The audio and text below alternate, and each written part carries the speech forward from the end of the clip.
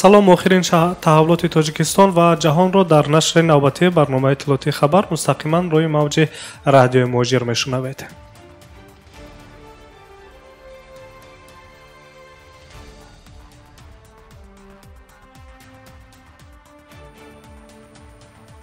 ҳукумати тоҷикистон аз пардохти андоз аз арзиши иловашуда маҳсулоти ниёзи аввалияро ки аз ҷониби корхонаи воҳиди давлатӣ оид ба истеҳсол, харид, захира ва фурӯши маводи ниёзи аввалия дар шаҳри Душанбе ба пойтахти Тоҷикистон ворид мекунанд, озод кардааст. Баъномгӯи маҳсулоти ниёзи аввалия аз орду шакару равған сар карда то биринҷу сабзию картошкаву пиёз ва гӯшт дохил мегардад. Тибқи қарори ҳукумат маҳсулотҳои ниёзи аввалия аз ҷумла 50,000 тонна шакар, 10,000 тонна равғани растанӣ, 70,000 тонна гандум, 10,000 тонна орд ва 2,000 тонна биринҷ ҳангоми воридот ба Душанбе аз ин андоз озод карда шудааст. Тадбири аз андози арзиши иловашуда озод намудани маҳсулоти ниёзи аввалияи мардумро аз ҷониби ҳукумати Тоҷикистон иқтисоддонҳо дар таъмини фаровонии бозори истеъмолӣ ва дастрасии нархи ин намуди маҳсулот вобаста ба сатҳи иқтисодии имрӯза маънидод мекунанд.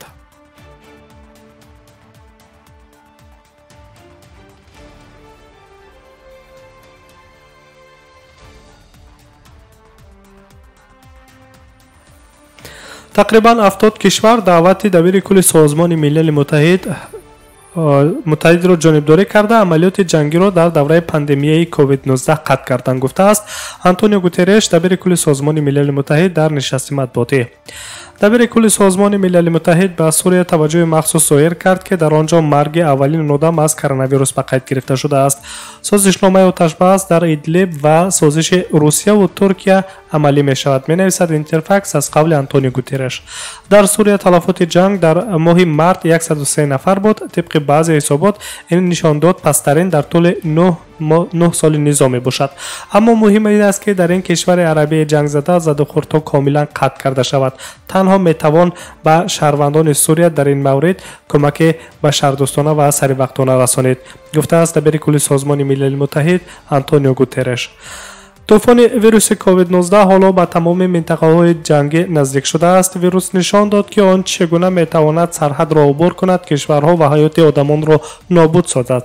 бадтарин ҳол дар пеш аст, гуфтааст Антонио Гутереш. бо гузашти солҳо дар ҳалли муноқишаҳо мушкилоти зиёд ба вуҷуд омаданд. нобоварӣ ва шубҳа вуҷуд дорад. мо дарк мекунем, ки ҳама дастовардҳои ибтидоӣ хеле ноустувор мебошанд ва пешрафтро ба осонӣ ноил гаштан заҳматро талаб мекунад.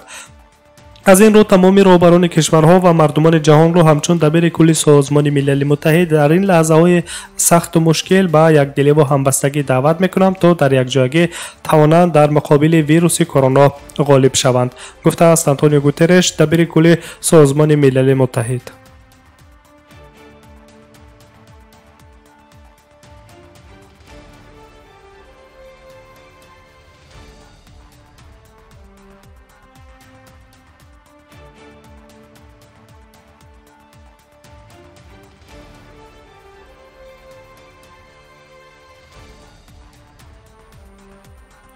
мақомоти ҷопон тавассути Созмони Милали Муттаҳид ба 20 кишвари дунё дорӯи истеҳсолшудаи фавипираваривро, ки бо номи Авинг низ шинохта мешавад, ройгон хоҳанд дод. гуфта мешавад, ки дорӯи мазкур дар мубориза бо вируси короно низ ба беморон дода мешавад. хабар медиҳад ТАСС бо истинод ба вазири корҳои хориҷии давлати Ҷопон Тошимитсу Могети. мо мехоҳем, ки ҳамкориҳои байналмилалии ҷиҳати омӯзиши самарабахши ин дору тақвият бахшем ва ҷомеаи ҷаҳонӣ дар мубориза бо вируси короно ғолиб барояд, гуфтааст вазири умури хориҷияи давлати Ҷопон. аз ҳоло исми чанд кишвар маълум гаштааст, ки ин давои қиматбаҳоро дастрас мекунанд, аз ҷумла кишварҳои Индонезия, Эрон, Мянма ва ҷумҳурии Чех ба ин рӯйхат шомил ҳастанд.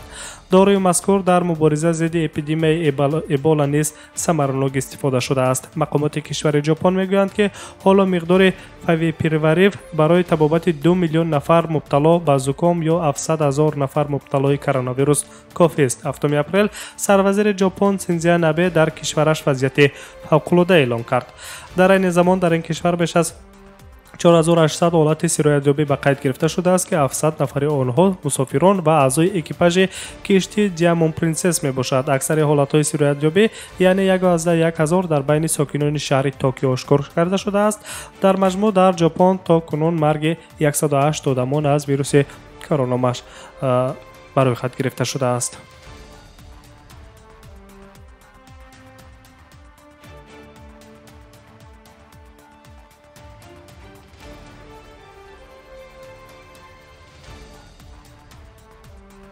шумо хабарҳои рӯзро мустақиман аз студияи марказии радиои муҷир шунида истодаед.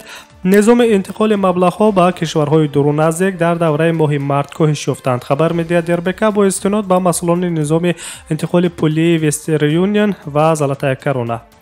низоми интиқоли пул аз коҳиши ҳаҷми интиқоли маблағ аз Русия ба хориҷа дар моҳи марти соли равон хабар дода мешавад. дар системаи пардохтҳои Юнистрим ҳаҷми интиқолҳо аз Русия дар муқоиса ба ҳамин давраи соли гузашта 35% кам шудааст. дар моҳи марти соли 2020 истифодабарандагони системаи интиқоли пулии Юнистрим нисбат ба моҳи марти соли 2019 тавассути интиқоли худкори онлайн 4 маротиба бештар маблағ интиқол доданд.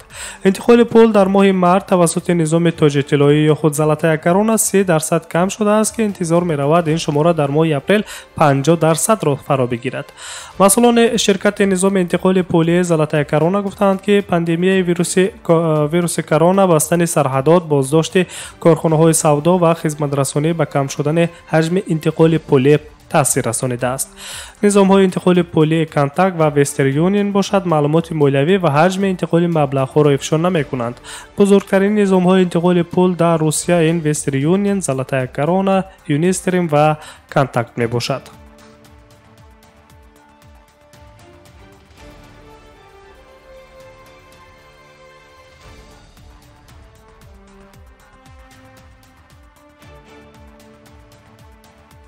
идомаи хабарҳои рӯзро мустақиман мешунавед. طبق اطلاع در دوام یک روز اخیر در روسیه 1154 حالت سیرایت کرونا در 43 منطقه به قید گرفته شده است. تا کنون 88 نفر بیماران شفا یافتند. در دوام چند روز اخیر 2 نفر در مسکو، 5 نفر در ولایت مسکو، 1 نفر دیگر در قلمرو کراسنودار، منطقه‌های بوریاتیا، پریموری و ولایت ایرکوتسک فوت دیدند. در اول ماه مارس سازمان جهانی بهداشت پاندمی را از خروج کرونا ویروس در سرتاسر جهان اعلام کرد. موافق معلومات سازمان جهانی تندرستی زیاده از 1.21 میلیون نفر به کرونا ویروس سرایت یافتند که تقریبا 67.6 نفر در سراسر جهان از این سرایت فوت کردند.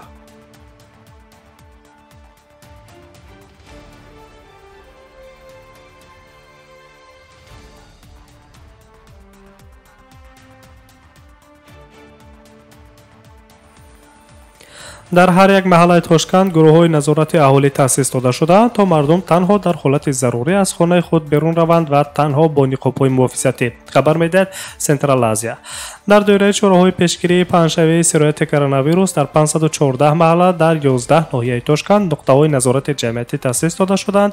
در این باره خدمات مطبوعاتی ریاست کارهای داخلی تاشکند خبر داده است. برای کار در چنین نقطه‌ها گروه‌ها تشکیل کرده شدند که با آنها رئیسان محله، ناظران منطقوی و یاوری آنها اعضای گروه جمعیتی فداکار و اینچنین فعالان محله ها شامل هستند.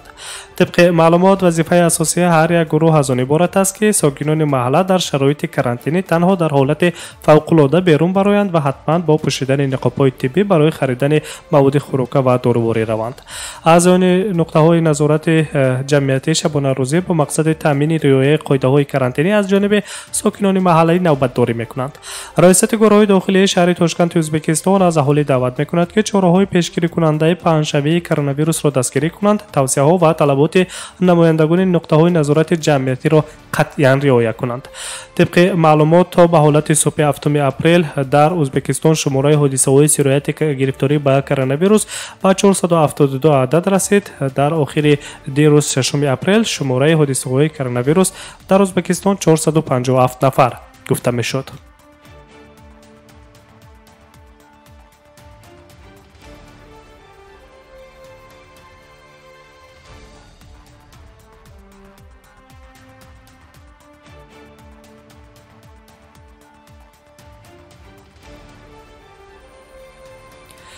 تقریبا 15 نفر شهروندان از منطقه کرانتینی در شهر ترکمن‌آباد ولایت لیباپ جمهوری ترکمنستان که 14 روز بعد جدایی پس از بازگشت از ترکیه، روسیه و کشورهای اتحادیه دولت‌های مستقل تاب نآوردند فرار کردند. در این باره خبرگزاری فرغانه خبر می‌دهد.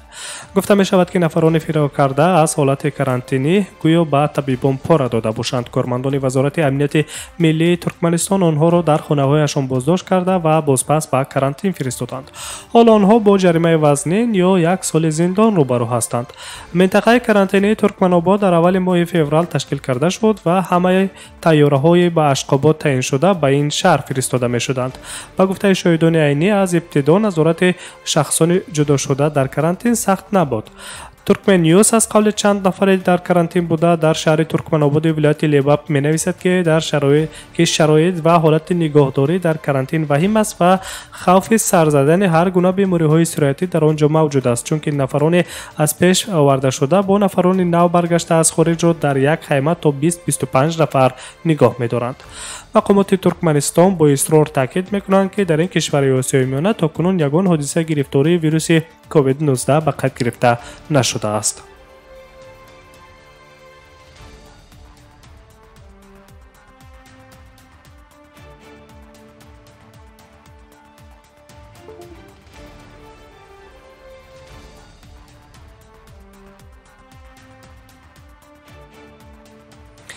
شما جنبه خبرهای روز را مستقیما روی موج رادیوی مجیر شنیدید. برنامه‌های دیگری ما ادامه دارند. ما را همراهی کنید. به شما استراحت با فراغت تمنا می‌کنم.